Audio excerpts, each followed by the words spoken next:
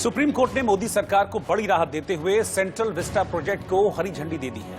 पर्यावरण और कुछ दूसरे मुद्दों पर कोर्ट में सुनवाई थी, लेकिन बेंच ने 2-1 के बहुमत से इस परियोजना के लिए मंजूरी दे दी।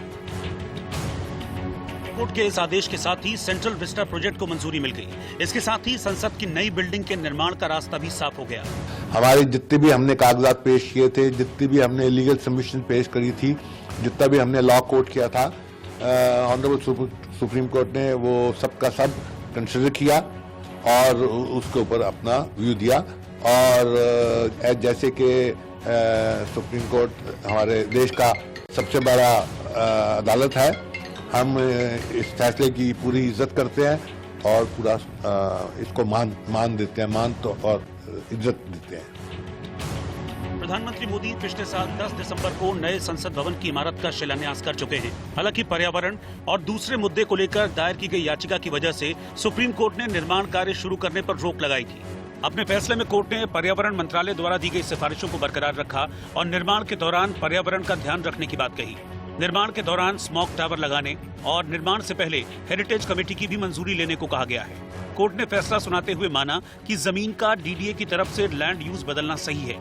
सेंट्रल विस्टा प्रोजेक्ट के तहत संसद की नई बिल्डिंग, केंद्रीय मंत्रालयों के लिए सरकारी इमारतों, उपराष्ट्रपति के लिए नए एन्क्लेव, प्रधानमंत्री कार्यालय और आवास समेत कई निर्माण किए जाने हैं। मेरे पीछे जो आप देख रहे हैं, ये वो जगह है जहां पर देश की जो पार्लियामेंट है, जो पावर हाउस होगा, यहाँ पर उसका कंस्ट्रक्शन होगा।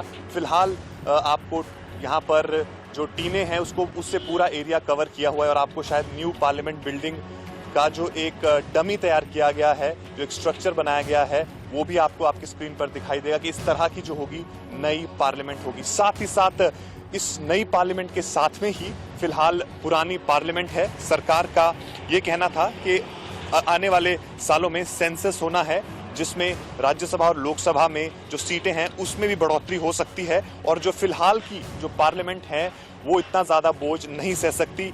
इवन फिलहाल भी अगर जॉइंट सिटिंग होती है तो सांसदों को बैठने के लिए जगह नहीं है, उन्हें प्लास्टिक की कुर्सियां इस्तेमाल करनी पड़ती है।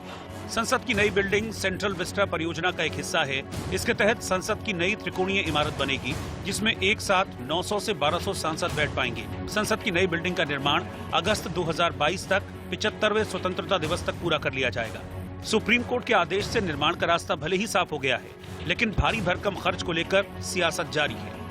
शासन सबसे कम होना चाहिए, सरकार का दायरा कम होना चाहिए, सरकार के कल्याण का दायरा ज्यादा होना चाहिए। इतनी बड़ी बिल्डिंगें और इमारतें केवल एक सामंती सरकार का प्रतीक हैं। सरकार को जमहूरियत में, लोकतंत्र में लोकतांत्रिक होना चाहिए। लोकतांत्रिक सादगी से बनता है, सरलता से बनता है, लोगों के बीच अप्रोच से बनता है और सादगी से बनता है। ये तो आलीशान इमारतें, ये तो पुराने राजे महाराजाओं का प्रतीक हुआ करती थी। इसीलिए मैं तो इस बात को समझ रहा हूं कि जितना हम लोगों में डेमोक्रेसी के साल बीतते चले जा रहे हैं, उतना हम लोग अपने अंदर में सामंती होते चले जा रहे हैं। विपक्ष सेंट्रल विस्टा प्रोजेक्ट को फिजूल खर्ची बताकर लगातार मोदी सरकार पर हमलावर है। देश में अभी कोरोना का खौफ खत्म नहीं हुआ कि एक नई बीमारी ने दस्तक दे दी है। देश के कई राज्यों में पक्षियों में बर्ड फ्लू की पुष्टि हुई है। देश के अलग अलग राज्यों में मरे पक्षियों में बर्ड फ्लू यानी H5N8 और H5N1 वायरस मिला है। ये वायरस काफी संक्रामक होते हैं। आमतौर पर यह वायरस पक्षियों में ही पाया जाता है। ये वायरस प्रवासी पक्षियों से फैलता है और भारत में इस वक्त प्रवासी पक्षी काफी बड़ी तादाद में हैं। इसीलिए इस बीमारी के फैलने का डर है। हालांकि अभी तक H5N8 एवियन इन्फ्लुएंजा से सिर्फ कौवों की ही मौत हुई है, लेकिन H5N1 वायरस को WHO काफी खतरनाक बताता है।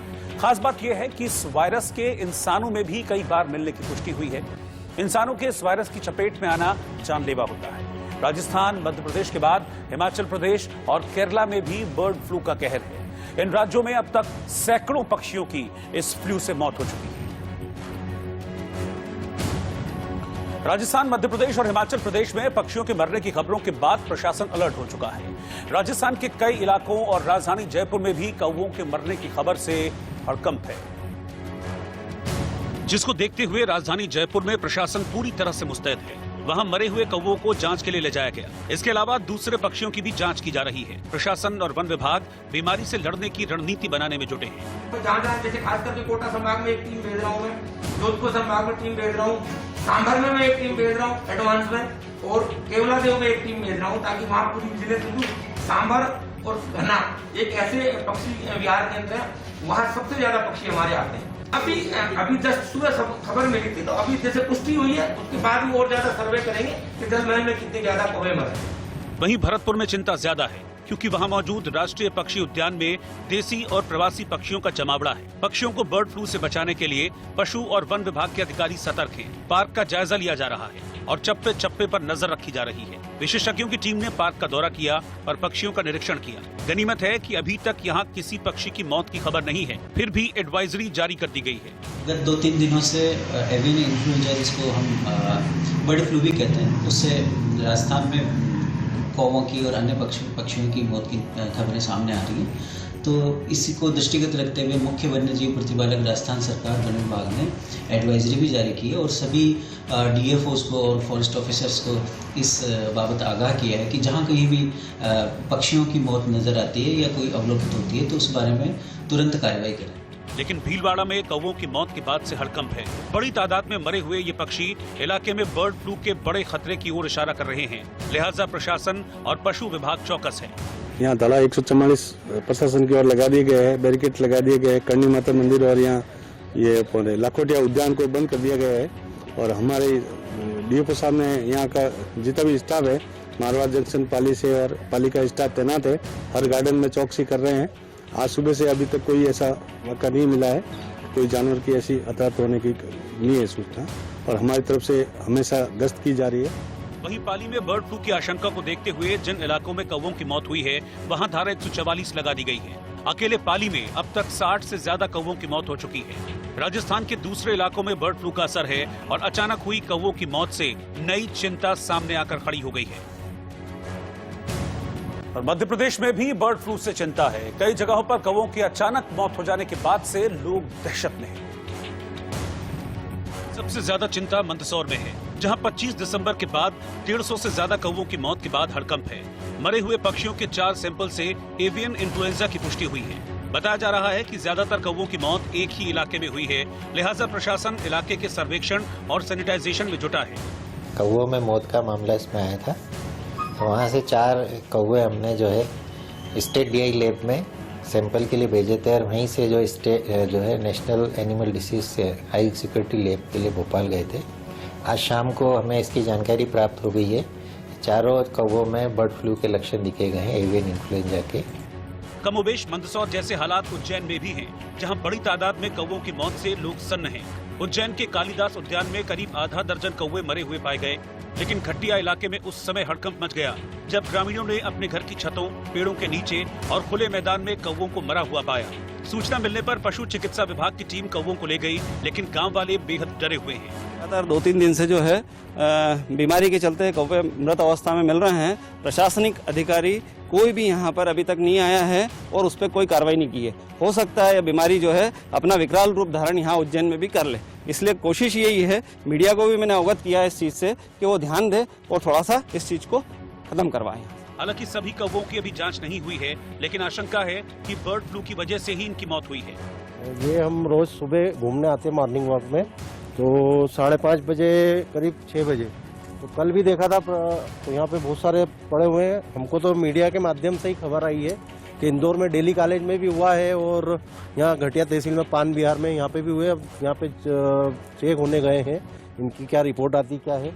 इसी तरह शाहजहांपुर में भी बादशाह पुल और मुरादपुरा इलाके में 100 से ज्यादा कौवे मृत और बेहोशी की हालत में पाए गए। वहीं इंदौर में पिछले 4 दिन में 63 कौवों की मौत हो चुकी है, जिसके बाद चिड़ियाघर प्रबंधन सतर्क हो गया है। चिड़ियाघर में रहने वाले सभी पक्षियों के पिंजरे में दवाइयों का छिड़काव किया जा रहा है। इसके साथ ही उनकी देखभाल की जा रही है। एवियन इन्फ्लुएंजा की पुष्टि हुई है, वहाँ पर कुछ कौवों की डेथ हुई थी। उनके जो हाई सिक्योरिटी लैब को भोपाल सैंपल भेजे थे, उसमें कुछ रिपोर्ट्स पॉजिटिव आई है और उसी रिपोर्ट को पॉजिटिव देखते हुए जो हमारे जो पशु चिकित्सा विभाग है उसने भी कार्रवाई शुरू कर दी है। पैरेलली नगर निगम ने भी अपनी कार्रवाई शुरू कर दी है और वहाँ पे जो भी इन्फेक्टेड एरिया है, वहाँ पे जो भी कौवे जो जिनकी डेथ हुई है वो मिल रहे हैं, उनको हम लोग वही प्रोटोकॉल के तहत जो एवियन इन्फ्लुएंजा प्रोटोकॉल 15 को ध्यान में रखते हुए उसी तरह से उनको डिस्पोजल कर रहे हैं। राहत की बात यह है कि इस इलाके में अभी सिर्फ कौवों पर ही बर्ड फ्लू का असर है, लेकिन इस संक्रामक बीमारी का असर ज्यादा न फैले, इसके लिए चिड़ियाघर प्रबंधन पूरी तरह से सतर्क है। इसी तरह देवास में भी पिछले कुछ दिनों में 10 से ज्यादा कौवों की मौत हुई है। मृत कौवों के सैंपल भोपाल भेजे गए हैं, लेकिन आशंका है कि इनकी मौत बर्ड फ्लू की वजह से ही हुई है। हालात खरगोन में भी ऐसे ही हैं। बताया जा रहा है कि पिछले 3 दिन में 20 से ज्यादा कौवे एक ही जगह पर दम तोड़ चुके हैं। मध्य प्रदेश में 300 से ज्यादा पक्षी मौत के शिकार हो चुके हैं। इसीलिए मध्य प्रदेश में वन विभाग समेत पशुपालन विभाग ने अलर्ट जारी कर दिया है और खास तौर से झील के किनारे जो पशु पक्षी प्रवासी पशु पक्षी हैं उनके लिए भी खास अलर्ट रहने के निर्देश दिए हैं, चूंकि लगातार मौतें हो रही हैं और खास तौर से इंदौर और मंदसौर में कौवों की 300 से ज्यादा जो संख्या है वो आ चुकी है। इसी वजह से पूरा महकमा प्रशासन को भी अलर्ट कर दिया गया है। चिंता ज्यादा है और खास तौर से भोपाल की जो हाई सिक्योरिटी लैब है, पशु रोग लैब है, उसने ये पुष्टि कर दी है कि ये मौतें जो हो रही हैं पक्षियों की वो बर्ड फ्लू के चलते हो रही हैं। राज्य के अलग अलग इलाकों में बड़ी तादाद में कौवों की मौत से सरकार अलर्ट हो गई है। मध्य प्रदेश नहीं, देश के कई प्रदेशों में इस तरह के समाचार मैंने भी देखे और सुने हैं। पूरी तरह से सरकार चैतन्य है और इस तरह से किसी को फैलने नहीं देगी। बर्ड फ्लू की दस्तक से मध्य प्रदेश में चिंता है। सरकार और प्रशासन बर्ड फ्लू को लेकर रणनीति बनाने में जुटे हैं। हिमाचल में बर्ड फ्लू का असर बेहद चिंताजनक है। कांगड़ा जिले के पौंग झील में बीते 10 दिन में करीब 2000 विदेशी पक्षियों की मौत हो चुकी है। वन और स्वास्थ्य विभाग ने इन पक्षियों के सैंपल लिए थे और भोपाल और बरेली इनको भेजा गया था और इस रिपोर्ट में बर्ड फ्लू की पुष्टि हो गई है। इसके बाद पौंग बांध के किनारे टीमें तैनात कर दी गई हैं। सैलानियों के वहां जाने पर पाबंदी लगा दी गई है और लाउडस्पीकर से लोगों को लगातार जागरूक किया जा रहा है। पौंग बांध के 1 किलोमीटर के दायरे में आने वाले क्षेत्र को अलर्ट जोन घोषित कर दिया गया है। वहीं 53 पक्षियों के मृत पाए जाने के बाद से हड़कंप मचा हुआ है। मरे हुए पक्षियों की सूचना लोगों ने वन विभाग को दी। वन विभाग की टीम सूचना पाकर मौके पर पहुंची और वन विभाग ने मृत पक्षियों के शवों को जांच के लिए भेज दिया है। एक साथ इतने अधिक पक्षियों के मृत पाए जाने के बाद वन विभाग ने भी आशंका जाहिर की है कि इन पक्षियों की मौत का कारण बर्ड फ्लू हो सकता है। इन पक्षियों में 43 टिडोडी, 4 बत्तख, 3 बगुले के अलावा बाकी अन्य पक्षी भी शामिल हैं।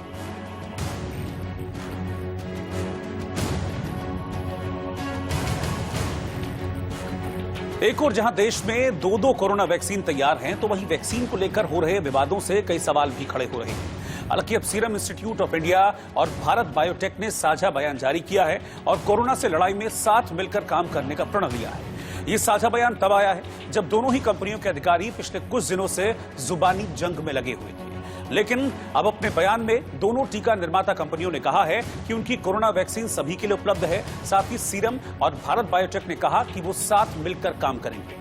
दोनों ने देश भर में सही तरीके से वैक्सीन पहुंचाने की बात कही और लोगों की जान बचाने को अपना पहला लक्ष्य बताया। इतना ही नहीं, दोनों ने दावा किया है कि उनका फोकस वैक्सीन बनाने, उसकी सप्लाई और सही तरीके से बांटने पर है और वो देश हित में इस काम को पहले की तरह ही करते रहेंगे और आगे बढ़ेंगे। बयान के अंत में कहा गया है कि दोनों कंपनियां देश और दुनिया को साथ में वैक्सीन पहुंचाने का प्रण लेंगी। Okay, so the union government has not banned the export of any one of the COVID vaccines. That is something which should be absolutely clear. When I say union government, it means that there are 3 ministries which can initiate in a hypothetical scenario. This joint statement has been issued by Serum Institute of India and Bharat Biotech. In this statement they say vaccines are a global public health good. They also say that we communicate our joint pledge to provide global access for our COVID-19 vaccine. पश्चिम बंगाल के एक और मंत्री ने ममता सरकार से इस्तीफा दे दिया। पश्चिम बंगाल के मंत्री और पूर्व क्रिकेटर लक्ष्मी रतन शुक्ला ने मंत्री पद से इस्तीफा दे दिया। उन्होंने हावड़ा में तृणमूल कांग्रेस के जिला अध्यक्ष पद से भी इस्तीफा दे दिया। पीएम मोदी ने वीडियो कॉन्फ्रेंसिंग से कोच्चि मंगलुरु प्राकृतिक गैस पाइपलाइन का उद्घाटन किया। इस कार्यक्रम में केरल और कर्नाटक के मुख्यमंत्री और राज्यपाल भी शामिल हुए। कोरोना के नए स्ट्रेन से जूझ रहे ब्रिटेन ने पूरे देश में पूर्ण लॉकडाउन लगाने की घोषणा की। इसके तहत प्राथमिक और माध्यमिक स्कूलों को भी बंद रखा जाएगा। ऑक्सफोर्ड एस्ट्राजेनेका की वैक्सीन कोविशील्ड को मेक्सिको ने अपने देश में इस्तेमाल की मंजूरी दे दी है। मेक्सिको इससे पहले फाइजर की वैक्सीन को मंजूरी दे चुका है। वहां टीकाकरण का कार्यक्रम चल रहा है। अमेरिका के सैन फ्रांसिस्को में गूगल के 225 कर्मचारियों ने गुपचुप तरीके से एक यूनियन बना ली। ये यूनियन कर्मचारियों के बेहतर वेतन, नौकरी की सुविधाओं, अच्छे वर्क कल्चर के लिए काम करेगा। टीम इंडिया के बल्लेबाज केएल राहुल घायल होने की वजह से पूरी सीरीज से बाहर हो गए हैं। राहुल को ऑस्ट्रेलिया के मेलबर्न क्रिकेट ग्राउंड में अभ्यास सत्र के दौरान कलाई में चोट लग गई। पश्चिम बंगाल में ममता बनर्जी को एक और बड़ा झटका लगा है। पार्टी के एक और नेता लक्ष्मी रतन शुक्ला ने पार्टी के जिलाध्यक्ष पद और मंत्री की कुर्सी छोड़ दी है। ममता सरकार में मंत्री रहे लक्ष्मी रतन शुक्ला ने पार्टी के सभी पदों और राज्य सरकार के मंत्री पद से भी इस्तीफा दे दिया है। हालांकि अभी वो टीएमसी में बने हुए हैं, लेकिन कयास ये लगाए जा रहे हैं कि वो जल्द ही पार्टी छोड़ सकते हैं। लक्ष्मी रतन शुक्ला पूर्व में क्रिकेटर भी रहे हैं। ममता सरकार के कई मंत्रियों ने बीते दिनों अपनी पार्टी का दामन छोड़ा है।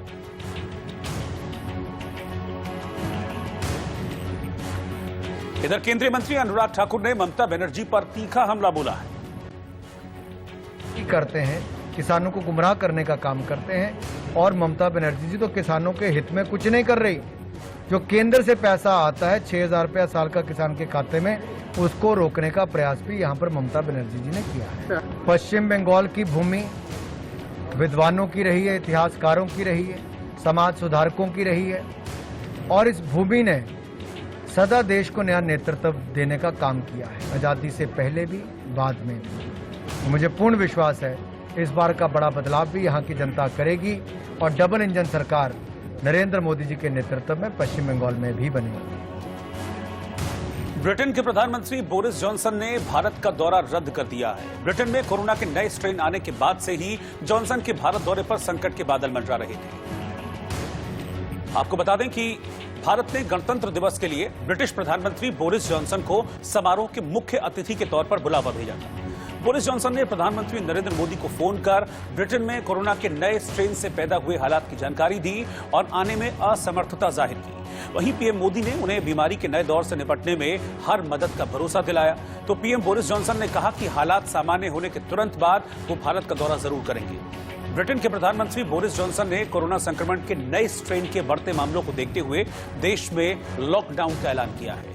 बोरिस जॉनसन ने कहा है कि कोरोना के खिलाफ लड़ाई के लिए कम से कम फरवरी के मध्य तक नया strain stay on home lockdown लगाया गया है ताकि घातक वायरस को फैलने से रोका जा सके। ब्रिटेन के अधिकारियों ने बताया है कि देश में नए प्रकार का कोविड-19 का संक्रमण बढ़ रहा है। लंदन में स्थिति बिगड़ती जा रही है। कोरोना से निजात मिलने वाली है क्योंकि 10 दिनों में वैक्सीन लगनी शुरू हो सकती है। स्वास्थ्य मंत्रालय ने साफ किया है कि पूरी तैयारी के साथ ही वैक्सीनेशन शुरू किया जाएगा। स्थिति में है कि जिस भी दिन हम चाहेंगे EUA के 10 दिन के भीतर हम उसको EUA का अर्थ है इमरजेंसी यूज ऑथराइजेशन, ये बोलचाल की भाषा में शब्द प्रयुक्त होता है। हमारे मीडिया के मित्र इसी शब्द का उपयोग करते हैं। हमारे कानून में एक्सेलरेटेड अप्रूवल फ्रेज का इस्तेमाल किया गया है। तो जिस भी दिन हुआ, जैसे अब आप जानते हैं कि किस दिन हुआ, उस दिन से 10 दिन के भीतर में ये रोल आउट होने की पूरी तैयारी है। कोरोना वैक्सीन को लेकर उत्तर प्रदेश के सभी जिलों में ड्राई रन किया गया। इसके लिए हर एक जिले के 6 अस्पतालों को चुना गया। अभी देख रहे हैं SGPGI में इस वक्त मैं मौजूद हूं और यहाँ भी ड्राई रन को लेकर के तमाम तैयारियां चल रही हैं। यहाँ देख रहे हैं कि जब भी वैक्सीन लगवाने वाले लोग आते हैं उनका यहाँ पर किस तरह से आइडेंटिटी कार्ड चेक किया जाता है और अपनी लिस्ट से मैच किया जाता है। मैच करने के बाद ही उनको अंदर जाने दिया जाता है। सभी के हाथ में एक फॉर्म भी दिख रहा है। अब मैं दिखाना चाहूँगा, आप थोड़ा सा दिखा दीजिएगा क्या फॉर्म है। ये देख सकते हैं कि रजिस्ट्रेशन फॉर्म है जिस पर नाम अंकित है, फ़ोन नंबर अंकित है और जो कार्ड नंबर है वो भी यहाँ पर अंकित है। हम बात करते हैं, मैम कितना अच्छा लग रहा है आपको कि कोरोना वैक्सीन आ गई है देश में? बहुत अच्छा लग रहा है। किसी तरह का कोई डर तो नहीं आपके मन में? डर तो थोड़ा बहुत है पर बहुत ज्यादा नहीं है। वैक्सीन तो अच्छी होती है। आप लोग अब सेफ हो जाएंगे क्योंकि फ्रंट लाइन वर्कर है। जी जी, कोरोना से सेफ हो जाएंगे। जी। कैसा कार्यकाल रहा आपका, जो आपने कोविड के समय में तमाम लोगों की सेवा की? किस तरह से पूरा कार्यकाल रहा है? सर बहुत अच्छा रहा। थोड़ा डर भी लगा कि खुद पॉजिटिव ना हो जाए, पर अपने तरफ से हमने पूरी सेफ्टी के साथ काम किया। वहाँ पे तो हमने 2 बार कोविड में ड्यूटी किया, हमें बहुत अच्छा लगा। बिल्कुल।